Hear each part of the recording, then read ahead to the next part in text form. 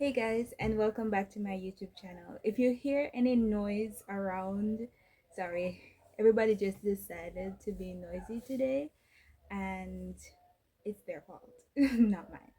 Anyways, for today's video, I wanted to go into development and I wanted to change it up a little bit and do something that hits close to home. So today's video is how to navigate being overlooked while being introverted, socially awkward, or shy. Like me, that be in friend groups, in school, or at work, wherever.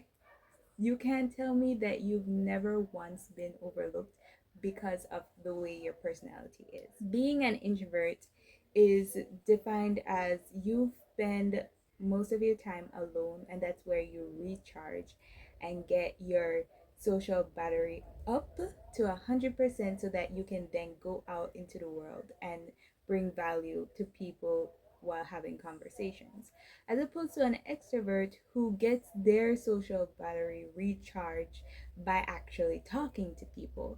And as you may already know, most of the world is extroverted. The systems of the world are built for extroverted people, so those who are introverted like you and I probably always get overlooked for certain positions or overlooked in friend groups because of our introverted nature.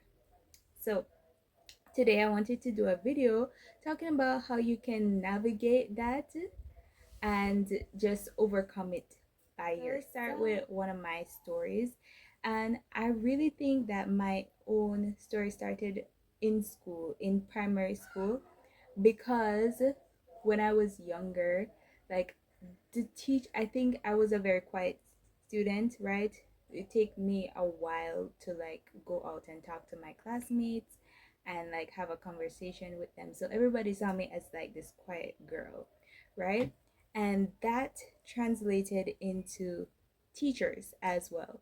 So whenever the teachers would be choosing like leadership positions for the class, my name wouldn't come up because, well, I'm that quiet kid, like ain't nobody gonna listen to me and blah blah blah blah blah, which obviously wasn't the case, because as I proved to myself further on in life, I can handle those positions. But they didn't believe that I could do certain things, and so I wasn't chosen to do certain things. And that affected from a very young age how I viewed myself, because you know, if the people around me saying I can't do it, then I'm going to convince myself that I can't do it, and then I'm never going to do it. And that's exactly what happened to me. So I went through my entire primary school life without, pushing myself to do those certain types of things, because I believe that everybody say I can't do it, so that means I can't do it. And that's my story. And it followed me through primary school, through high school, until I decided, hey, nah, mm-mm, mm-mm. I know myself. I know that I can do these things. So I'm going to push myself past the limits, and I'm going to try to do these things. And recently I've changed so much. Like, if I were to ask the little girl in primary school that, you're gonna be like going out and volunteering to do these things. Like, for example, I volunteered to be an usher at a big college event. So, a lot of people are coming in from different schools, a lot of high profile people, and I am like the first person they come in contact with. If I told myself back in grade 2, that little girl who was told that she couldn't do stuff like that, I would be laughing in my own face, because girl, I wouldn't believe that I would be standing out there doing all of that. But let me tell you how I overcame it and how you can too. First, I have here step one: don't overlook yourself. Now, I know I talked about how other people were categorizing me as this person who can't do certain things, and so I believe that about myself. But then once I believe that about myself, I'm contributing. If you find something interesting and you want to do it, just do it. Don't be the one to tell yourself that you can't do it. Other people, you can't control them, right? They can look at you and say, "Oh, you can't do this," and they won't. You can't control what they think and whether they change their minds or not. But you can control how you think about yourself, right? So that's basically what I'm trying to get across with this one. Don't overlook yourself. Even if everybody around you says you can't do it, if you want to do it, girl, get up and do it and prove to them that you can. Pretty soon they'll change their tune, because I feel like I've been holding myself back by overlooking myself, because there's many opportunities that came around that I, before anybody could say, "Oh, she can't do it," I told myself, "Oh, you can't do it." Right? I was literally approached personally by the choir director at my high school to come and do an audition, and I didn't go because I was afraid of what people will say. Like, just giving up opportunities for no reason. Like, obviously, in that situation, the person wasn't overlooking me. The choir director recognized my talent and was like, "You should come join the choir. All you have to do is come this evening, come audition." And I didn't go because I was overlooking myself. And I said, "Well, I can't do that. I can't sing in front of people. I don't think I'm good enough. I don't think my voice is good enough to be on the choir," right? And that is just how I held myself back for my entire primary school, high school life.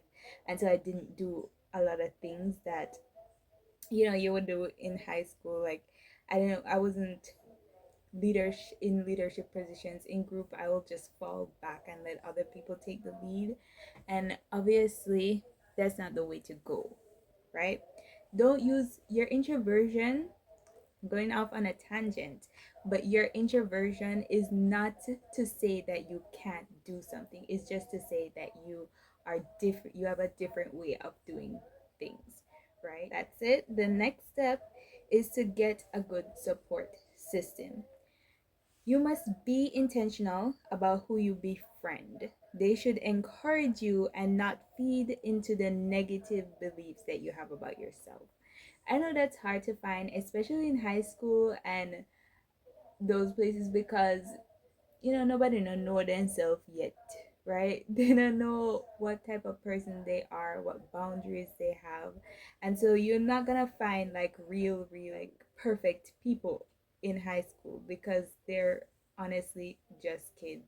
Like, they're not reached nowhere yet. They have so much life experience to go through that will further shape their personality, and they haven't been through that yet. So it's gonna be hard to find if you're in high school. But as you grow older, you must be intentional about the people you surround yourself. If I had someone, or I surrounded myself with people who wanted to do these leadership positions and wanted to push themselves further in life, then I would become someone who want to push themselves, because that support system around me would be pushing me too. They'd be like, "Hey, do you want to run to class be captain or something like that? Do you want to run to be class captain? I can nominate you, right? I'll vote for you. You can do it, girl." Stuff. If I had that support with those types of people, then I would be singing a whole different tune, because I would have had a lot different of a life experience as to the one that I have now, right? So be intentional about the people you surround yourself with. And that means you look at the things that you want.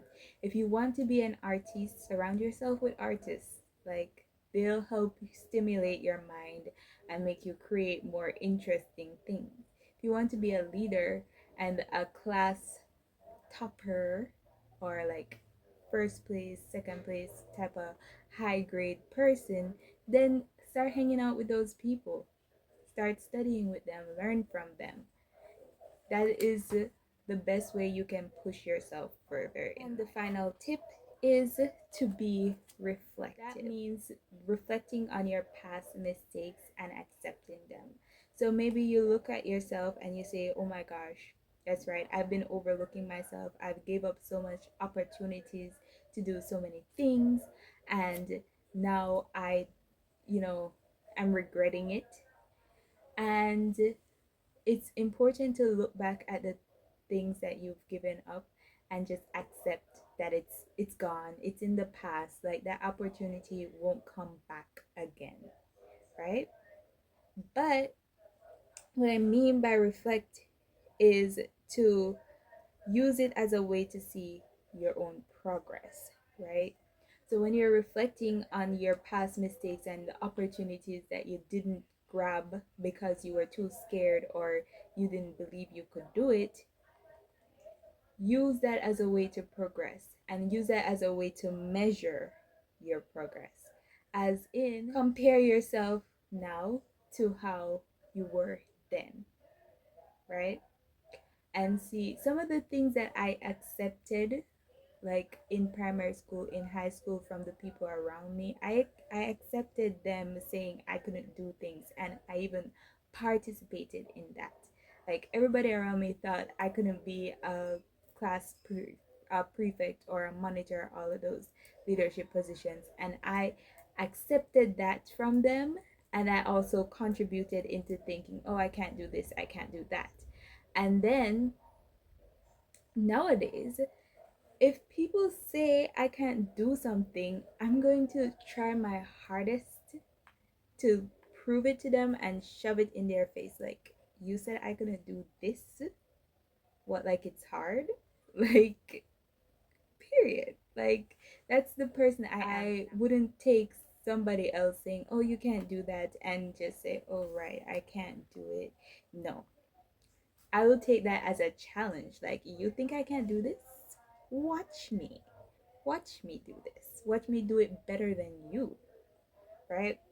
And I think that's important for you to just compare the ways that you were in the past and how you are now and try to like measure your progress. And it's a good way to, give you motivation to keep going, because if you actually use this as a way to see your growth, that you are not overlooking yourself, you're going out there, you're getting the opportunity, you're surrounding yourself with good people who are pushing you, and then you're reflecting back and you're seeing how far you come. That is a great way to measure like your growth and a great motivator to keep going. Okay, so that is it for this video. It's was supposed to be a very short one, but as you know, I love to ramble and I love to talk, so it's probably gonna be a lot longer than I expected. I wanted it to be, but I hope you guys enjoy this video and I hope you learned something from it. I'll be back next time with another video about self-development or fashion, whatever I decide to film next. Until then, subscribe, like, and take what you learned from this video and apply it into your real life.